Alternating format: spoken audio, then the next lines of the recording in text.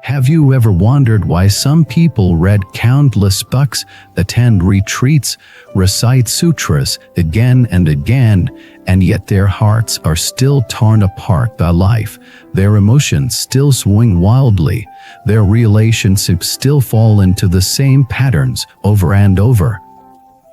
And have you ever looked at those rare people who seem to have gone through just as much hardship as everyone else, maybe even more, yet something in them is steady, open, luminous, as if no matter what happens on the surface, their inner ocean does not drown them? Welcome back, my friend. Thank you for being here, for pressing play, and for giving yourself these moments to breathe and listen. This long sharing, we are going to walk together into 4 astonishing lines from the Shurangama Sutra, a text that many practitioners call a peak of Buddhist wisdom. These 4 lines are often quoted, sometimes printed on calligraphy scrolls, occasionally thrown around in discussions, but they were not meant to be decorations. They are meant to be keys. Keys to what? Keys to your own mind. Keys to why you suffer the way you do. Keys to how your destiny keeps being shaped by your reactions. Keys to a kind of inner freedom that does not depend on everything outside finally becoming perfect. The 4 lines we will explore are usually presented like this in English. First, if you can turn conditions, you are the same as the God. Second, the nature of knowing does not move. What moves is the discriminating consciousness. Third, if you do not chase after conditions, conditions cannot follow your mind. Fourth, leaving suffering and gaining happiness are both within your own heart. Those sentences feel deep but vague right now. That is totally okay. You do not need to understand them intellectually at the beginning. In fact, the Shurangama Sutra is famous for confusing people who only approach it as information.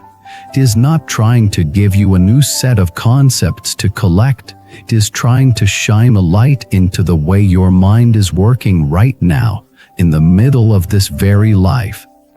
So, in this talk, we will not use scholarly language. We are going to use stories, everyday situations, and very honest reflections to unpack what these 4 lines are actually pointing to. Imagine we are sitting together at a table with tea between us, talking about your life and mine, and how this ancient teaching is not far away in some temple, but already beating in your chest. Let us begin with the first line. If you can turn conditions, you are the same as the God.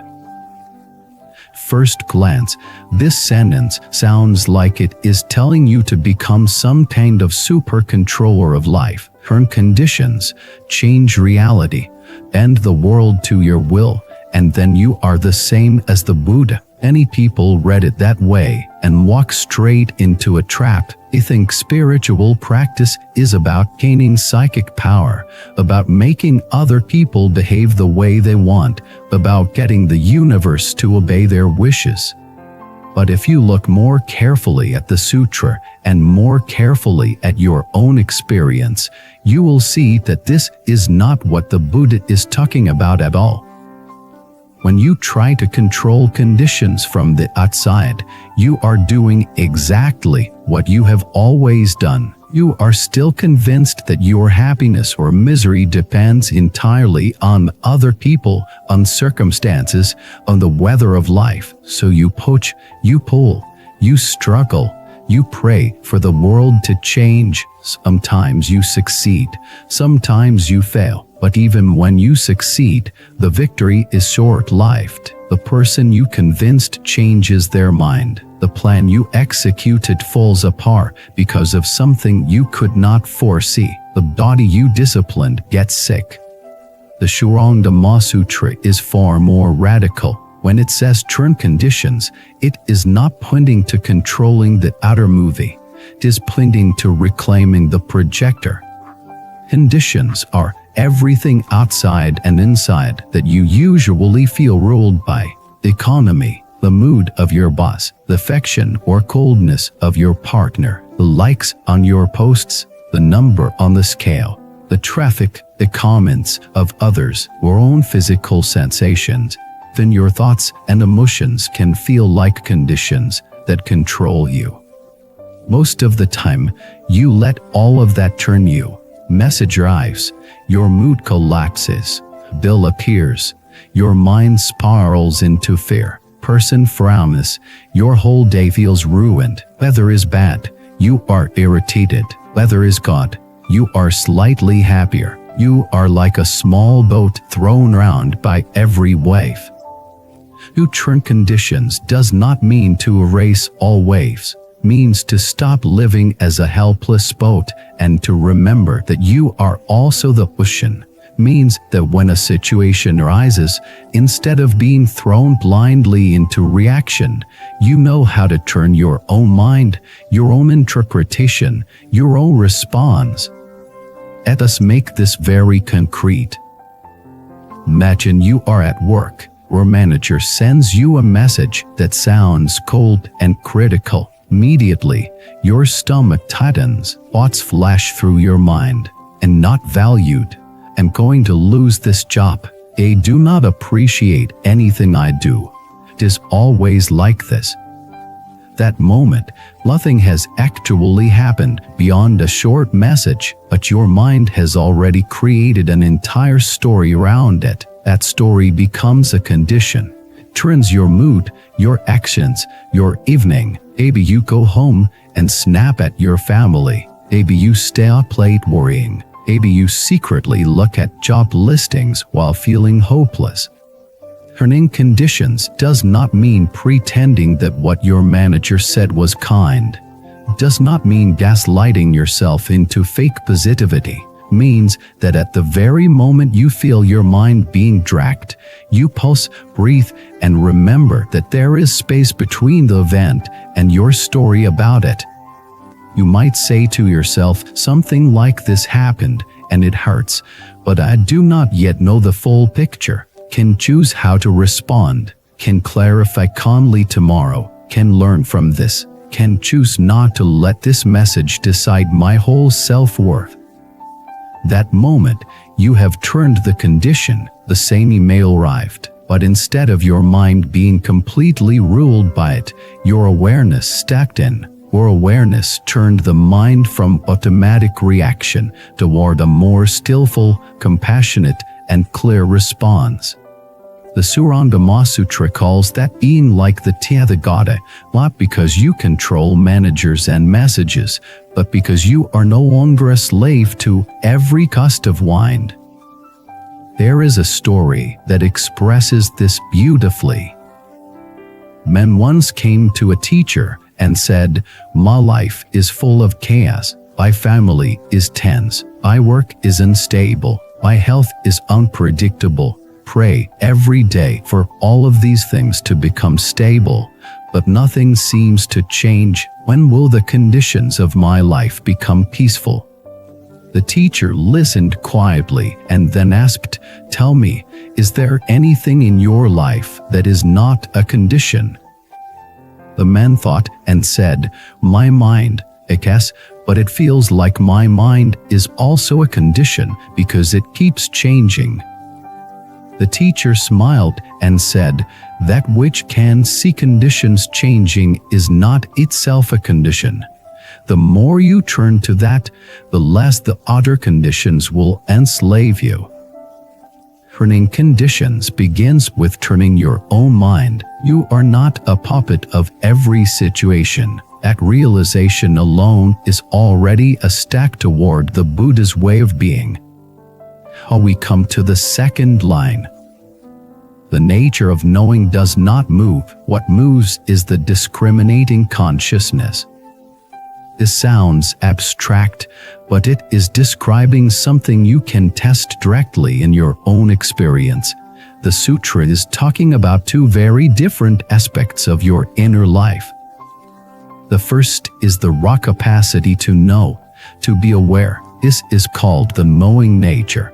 'Tis like a screen on which everything appears. The second is the restless commentary that keeps labeling, judging, comparing, remembering, and anticipating. This is called the discriminating consciousness. Imagine sitting by a river. The water is constantly flowing. Leaves, branches, bits of foam appear and disappear on its surface. A river is your continuous stream of sensations, thoughts, emotions, and mental images. Now imagine the sky above the river. Clouds move. Light changes, but the space of the sky does not chase them. To allow them to come and go. The sky is like your knowing nature. Thoughts and emotions are like the clouds.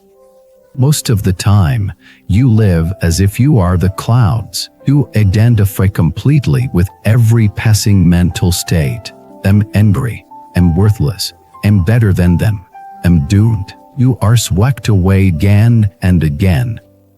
The Shurangama Sutra is saying, look more closely. The fact that you can say, I'm angry, means there is something in you that knows anger. The fact that you can observe your thoughts changing means there is something in you that is not changing in that same way.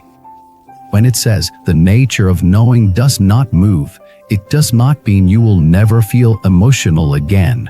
Means that deep in your experience, there is a silent, open capacity to be aware that has been present in every moment of your life. It was there when you were a child, when you were a teenager, when you laughed, when you cried, when you failed, when you succeeded. The content changed, the knowing did not. When it says what moves is the discriminating consciousness, it is pointing out that the turmoil, the ups and the downs, are part of the conditioned mind. They are not the deepest truth of who you are. Try a small experiment right now as you listen. Notice the sound of my voice and notice any thoughts rising in response. Maybe agreement, maybe doubt, maybe boredom, maybe curiosity. And notice the sensations in your body, the feeling of your feet on the floor, the contact of your body with the chair or bed. All of these are different objects of awareness. I'll look for the awareness itself, the knowing that is present with these sounds, thoughts, and sensations. You cannot see awareness as an object. You can only recognize that it is here, like an invisible light that makes seeing possible. When life is hard, your discriminating consciousness goes into overdrive, tells stories, takes what is happening and wraps it in layers of meaning. And those meanings are painful. This always happens to me. It will never get better. I'm cursed. People cannot be trusted. If you believe these stories completely, you drown. If, in the middle of the storm, you remember that there is a part of you that can simply know this is anger, this is fear, this is pain, then suddenly the storm has space around it. The knowing nature does not reject the storm, does not suppress it, simply does not become it. There was a man who suffered from intense anxiety attacks. When they came, he felt as if the world was collapsing. His heart raced, his breathing quickened, his thoughts spiraled into worst-case scenarios. He fought these attacks for years, trying to suppress them, escape them, distract himself, reason with them. Nothing worked. One day, he encountered teachings that echoed this line from the Shurangama Sutra. The message was simple: sit and learn to observe. The next time an attack began, instead of doing everything to push it away, he tried something new. He sat down, closed his eyes, and said in his mind, there is fear, there is tightness, there is sweating, there is the thought that I will die. For the first time, he did not say, I am dying. He said, there is the thought that I will die. May sound like a small difference, but for him, it was huge. That small space between the fear and the knowing of fear broke the spell. The panic still surged, but it did not fully possess him. This is the practical meaning of the line, where knowing nature does not move. What moves is the story inside the knowing. The more you identify with the knowing, the less you are enslaved by the stories. We turn to the third line. Few do not chase after conditions. Conditions cannot follow your mind. This sentence is like a mirror held up to modern life. You may feel that the world is always chasing you, always pressing you. Headlines, messages, notifications, requests, comparisons, use. It is easy to feel haunted by time, haunted by expectations, haunted by the opinions of others. The Sutra says something very startling. It says that much of the time, it is not conditions chasing you, it is you chasing conditions. You chase the perfect message till every unread notification stings. You chase ideal love till every small sign of distance from your partner feels like rejection. You chase status till every achievement by someone else feels like a threat. You chase constant comfort till every discomfort feels unbearable. When you chase something with your mind, that thing gains power over you. If you chase praise, then criticism will torture you. If you chase control, then uncertainty will paralyze you. If you chase stimulation, then quiet moments will feel empty. The Shurangama Sutra is reminding you of a simple but radical truth: you have a choice to stop chasing. This does not mean you sit down and do nothing for the rest of your life. It means you learn to recognize when your mind is running after something compulsively, and you practice feeding that movement. Imagine a dog that loves to chase cars. Every time a car appears, the dog runs, barks, exhausts itself. The dog thinks the cars were making it suffer, but the cars are just passing by. What is really causing the tiredness is the habit of chasing. Your thoughts, your cravings, your fears are like that dot. Conditions pass in front of you all day. The news, social media, comments from other people, internal memories. If you chase each one, you will never rest. There was a woman who felt constantly overwhelmed by social media. He believed that following every story, every opinion, every outrage was her responsibility, or else he would miss something important, or be left behind, or be a bad person. Her mind chased every notification like that dog. Over time, he noticed that even when he was not online, her thoughts were still running. When he read the line, "If you do not chase conditions, conditions cannot follow your mind," he decided to experiment. For 1 week, whenever he felt the urge to check her phone, he paused for a few breaths, asked herself, "Do I really need to see this now? Or is this just habit?" Sometimes he still checked, but sometimes he chose to stay with her breath, with the room he was in, with the person he was actually with. He discovered something surprising. The world did not collapse when he did not chase every story. The conditions still moved, but they no longer occupied her entire mental space. He said it felt as if the noise of life went from being right in her face to being a background sound. The more he practiced not chasing, the more free he felt. Conditions did not stop appearing, but they stopped ruling your mind. This line also applies very deeply to relationships. Have you ever chased a person, not necessarily in a romantic way, but emotionally? You keep replaying what they said, trying to guess what they think, hoping for their approval, fearing their rejection. Every message or silence from them turns into a drama in your mind. You feel that they have power over your emotions. The Sutra invites you to see that the more you chase their reaction, the more your mind becomes their prisoner. It is not that they are chasing you. 'Tis that your attention is constantly running toward them, feeding their importance in your inner world.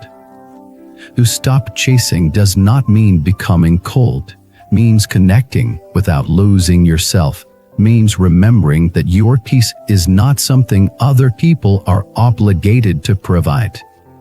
Think of someone who often triggers you. When they walk into the room, your body tightens. You mentally prepare for conflict. Maybe they are truly difficult, but notice how much of your suffering rises before they even speak. It is your own chasing, your own anticipation, that is already making you suffer. If you learn to notice this and gently come back to your breath, to the feeling of your feet on the ground, to the awareness watching the scene, you are practicing not chasing conditions. You are reclaiming your mind from the habit of running toward what hurts it. How we come to the fourth line. Even suffering and gaining happiness are both within your own heart.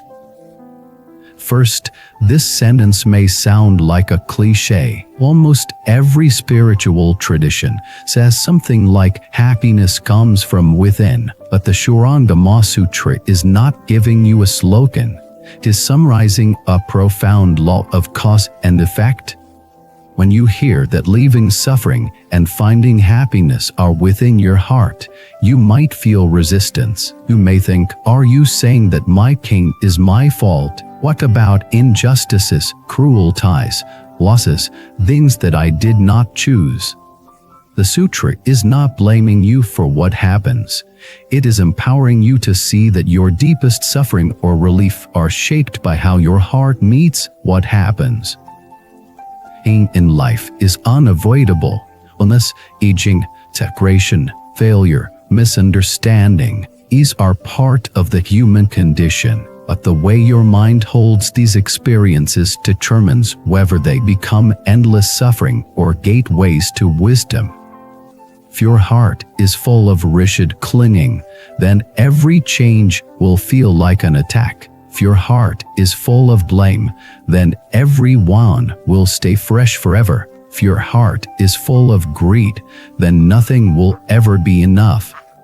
But if your heart learns to let go, to forgive, to feel and release, to see cause and effect clearly, then even painful events become part of a larger journey of awakening.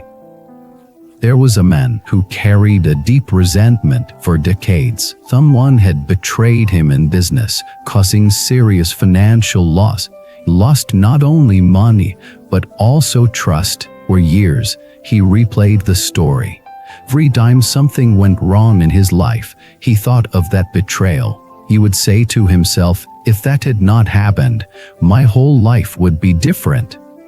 He had genuinely been wronged, but his heart kept that wrong alive on after the event. Original pain lasted months. His ongoing suffering lasted years, fed by his own thoughts. When he encountered teachings like this line, he slowly realized that leaving suffering did not mean pretending the betrayal never happened, meant allowing it to belong to the past, meant recognizing that by holding on to hatred, he was drinking poison every day, not the other person. It took time, but he began a process of letting go.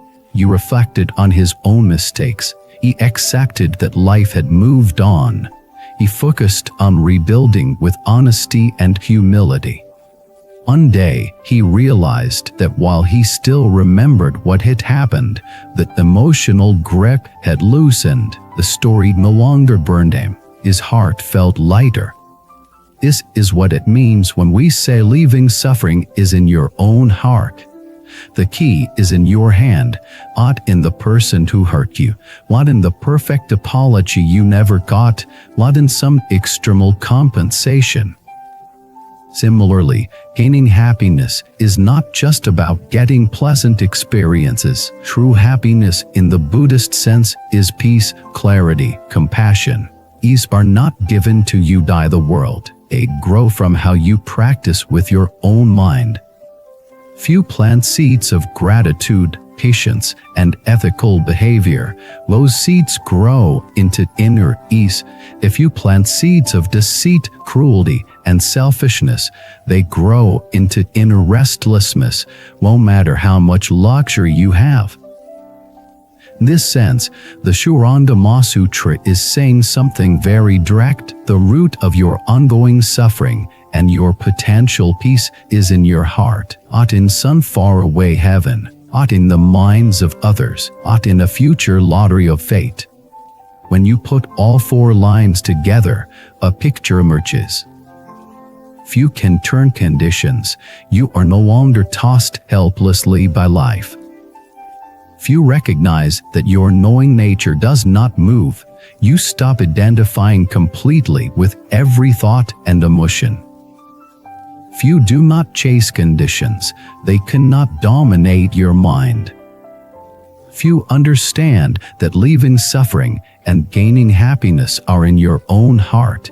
You stop waiting for the world to fix you and begin to cultivate your own wisdom and compassion. This is the path of awakening that the Shurangama Sutra points to. It is not about escaping the world. It is about waking up in the middle of it. You might be thinking, this all sounds inspiring, but my life is messy. Have bills, responsibilities, relationships, trauma. How do I actually live these lines? Not just admire them. The first step is honesty. Notice where, in your own daily life, these lines are already speaking. Think of a recent time when you let a condition completely turn you. Maybe a comment online ruined your mood for hours. Maybe a small mistake at work made you hate yourself. Maybe a difficult family member pulled you into the same old pattern of shouting or shutting down. Next time something like that happens, try to catch it. You will not be perfect, but even once or twice a week is a powerful start. When you feel your mind spinning, remember, I have the ability to turn my own reaction. Can breathe, can pause, can choose not to send that message immediately, can choose not to believe the worst story. And practice recognizing your knowing nature in small ways. When you feel joy, silently notice there is joy, and there is knowing of joy. When you feel sadness, notice there is sadness, and there is knowing of sadness. This trains you to see that all feelings are waves, and there is an ocean behind them. Practice not chasing conditions by creating tiny gaps in your habits. Few always check your phone first thing in the morning. Take 3 breaths before touching it. Few always reply instantly to every message. Allow yourself a few minutes to center before responding. Few always fill silence with noise. Experiment with a minute of quiet. Practice leaving suffering by gently questioning the stories that keep you stuck. When you catch yourself thinking, I can never change, ask, is that absolutely true? Or is it a thought repeating? Or is it a habit I can slowly shift? When you think my happiness depends entirely on them, ask, is that wise? Or am I giving away my power? None of this requires you to become someone else. It requires you to begin turning toward your real self, the one who can see, who can choose, who can learn. In the deeper teachings, the Shurangama Sutra says that your true nature, your Buddha nature, is already present. You are not trying to build it from scratch. You are uncovering it from under the dust of habits and ignorance. These 4 lines are like 4 powerful ways of washing away that dust. You may still get angry, still feel fear, still experience loss, but the way those experiences shape you will change. You will be less likely to harden into bitterness and more likely to soften into compassion. And as that happens, you might look back after some years and realize that life does feel smoother, not because you were spared from all hardship, but because you stopped creating extra suffering on top of what was already there. Not because the world became gentle, but because your heart became vast. Hi friend, as we come to the end of this long sharing, I want to speak to you as directly as I can. Maybe right now you feel like your life is a mess. Maybe you feel trapped in a job you dislike, in a relationship that confuses you, in a body that hurts, in a mind that will not be quiet. Maybe you feel that you have read so much, heard so much, and yet nothing seems to stick. Please know this, there is nothing wrong with you for struggling. There is nothing wrong with you for not being perfectly calm. The Shurangama Sutra was not spoken for saints alone.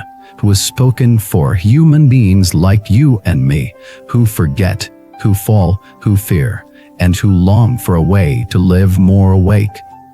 These 4 lines are not demanding perfection. They were inviting you to practice in very small, concrete ways. The next time a condition rises, can you remember that you are not entirely its victim?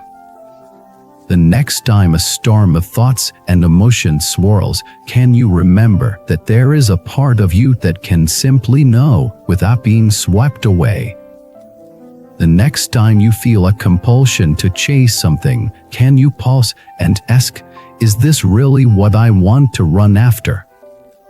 The next time you suffer, can you remember to look into your own heart, not to blame it, but to ask, how am I holding this, and how might I hold it more gently? If you can do even one of these, even once a day, you are already living the Shurangama Sutra more than someone who can recite every line but never looks at their own mind. If you feel moved to share your experiences, your struggles, your small victories, and working with your own heart, I would be honored to hear them. Somewhere out there, another person may be listening in silence, thinking they are the only one going through this. Your story might be the bridge that shows them they were not alone. If this long reflection has brought you even a little clarity, a little comfort, or a little courage, I invite you to support this channel. You can subscribe so you do not miss future sharings. You can leave a like so this video reaches more people, and you can comment to join this circle of honest practice. If you feel called to support more deeply, you can consider joining as a member, helping us continue to create a space where ancient wisdom and modern life meet in a way your heart can truly feel. Thank you truly for staying with me until the end. May you remember that the conditions of your life do not define your worth, that your knowing nature is deeper than any storm, that you do not have to chase everything that appears in front of you, and that the doorway out of suffering and into peace has always been in the same place, in your own heart. There are moments when you see something, and your heart simply whispers, "This one is meant for me." Bracelet carries more than beads. It carries intention, protection, and quiet strength. Something to guide your thoughts and keep your spirit steady. If you felt that gentle pull toward any of the bracelets shown, the purchase link is waiting in the description, and the full collection is displayed on our channel store. Follow your intuition. It rarely leads you wrong.